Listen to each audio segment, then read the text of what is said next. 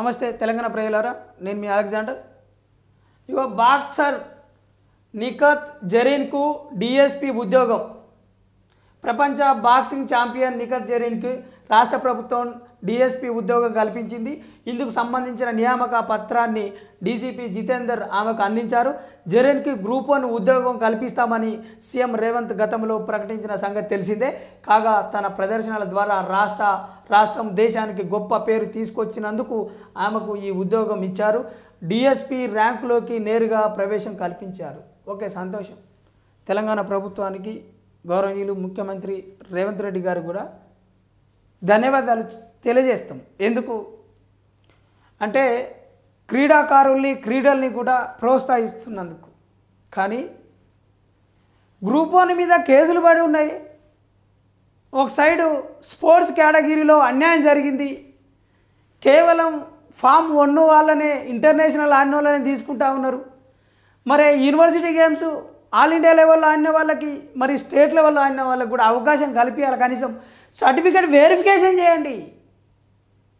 4 ఉద్యోగాలు ఉన్నాయి గ్రూప్ 1లో. మల్టీ జోన్ 1లో, మల్టీ జోన్ 2లో 4 ఉద్యోగాలు ఉంటే 1:50 అంటే 200 మెంబర్స్ని తీసుకోవాలి కదా. 200 మెంబర్స్ని తీసుకోవాలి కదా. మరి 200 మెంబర్స్కి మీరు తీసుకున్నది ఎంత? ఓన్లీ 36 మెంబర్స్ని వెరిఫికేషన్ చేసిర్రు. కేవలం 36 మెంబర్స్కే చేస్తే మిగతా వాళ్ళు వెళ్ళిపోతారు. అందుకనే వాళ్ళు బాధపడతా ఉన్నారు.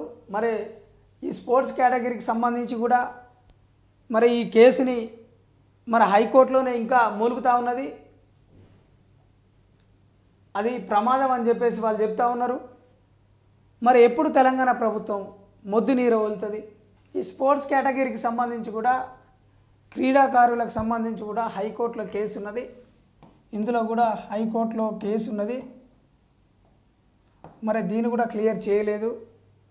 మరి దీనికి సంబంధించి కూడా మల్టీ జోన్ 1లో 2లో ఇక్కడ 2 పోస్టులు, ఇక్కడ 2 పోస్టులు ఉన్నాయి. ఈ 4 పోస్టులకు గాను మరి వీళ్ళని కూడా 1:50 తీయాలి. ఈ 1:50 కూడా కేవలం వాళ్ళు తీయకుండా ఓన్లీ 36 మెంబర్స్కే వెరిఫికేషన్ చేస్తే దీంట్లో 2 సర్టిఫికేట్సే క్లియర్ ఉన్నాయంట. ఓన్లీ 2 క్యాండిడేట్సే క్లియర్ ఉన్నాయి. వీళ్ళ సర్టిఫికేట్స్ మాత్రమే వెరిఫికేషన్ అయినాయి. అయితే ఇప్పుడు నిఖత్ జరీన్ గారి బయోడేటా బయటికి తీసి మరి ఈ మేడం ఏం చదువుకున్నది, ఎట్లా, కనీసం డిగ్రీ కూడా లేదు, మరి డిగ్రీ లేని వాళ్ళకి ఉద్యోగం కల్పిస్తున్నారు అని అంటే స్పోర్ట్స్ కేటగిరీలో మరి ఈమె ఇంటర్నేషనల్ ఆడింది, మరి తెలంగాణకి దేశానికి మంచి పేరు తీసుకొచ్చింది. కానీ ఈ మేడంకి ఒకవేళ ప్లాట్స్ ఇస్తూ ఉన్నారు, కోట్ల కొద్దీ ప్రభుత్వం నుండి విరాళంగా ఇస్తూ ఉన్నారు. మరి ఓ రకంగా వాళ్ళని ప్రోత్సహించడం అనేది మంచిదే. కానీ మరి ఇక్కడ ఎవరైతే ఉన్నారో పల్లెటూర్ల నుండి, గ్రామాల నుండి వచ్చి నేషనల్, ఇంటర్నేషనల్ ఆడిన వాళ్ళు కూడా ఉన్నారు.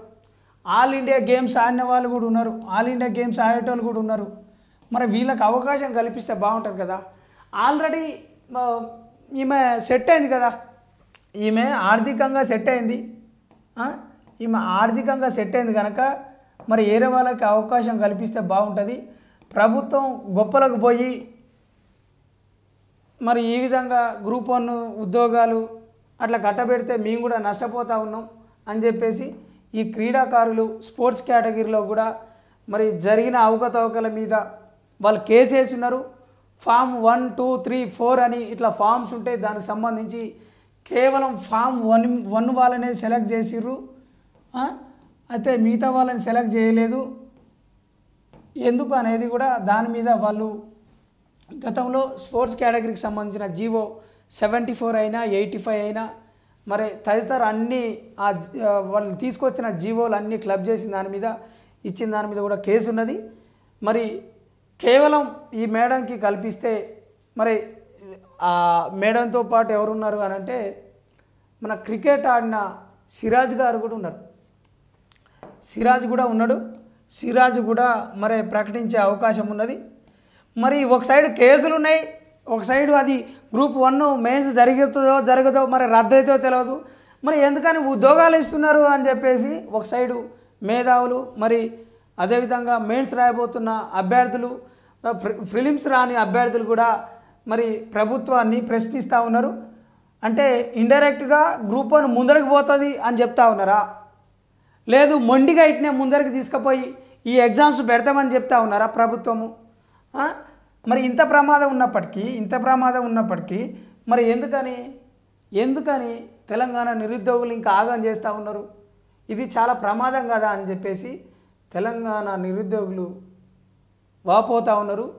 మరి ఒకసారి వీళ్ళకిచ్చే ఏదైతే వీళ్ళకు ఉద్యోగాలు ఇస్తున్నారో ఈ శ్రద్ధ ఈ ఆసక్తి పూర్తిగా మరి గ్రూప్ 1 మెయిన్స్ రాస్తున్న ఆ కార్యాచరణ మీద హైకోర్టులో ఉన్న కేసుల మీద కూడా ఉండాలని చెప్పేసి తెలంగాణ మేధావి లోకము మరి కోరుకుంటుంది. ప్రత్యేకంగా గ్రూప్ 1లో నష్టపోతున్న అభ్యర్థులు గ్రూప్ 1 మెయిన్స్ రాస్తున్న అభ్యర్థులు వేడుకుంటున్నారు టీజీపీఎస్సీని, గౌరవనీయులు రాష్ట్ర ముఖ్యమంత్రి రేవంత్ రెడ్డి గారిని. ఈ మేడంకి న్యాయం చేసినట్టే, నిఖత్ జరీన్కి న్యాయం చేసినట్టే తెలంగాణ నిరుద్యోగ అభ్యర్థులకు కూడా మరి న్యాయం చేయాలని ఎన్ఎన్ మీడియా ద్వారా కోరుతా ఉన్నాం.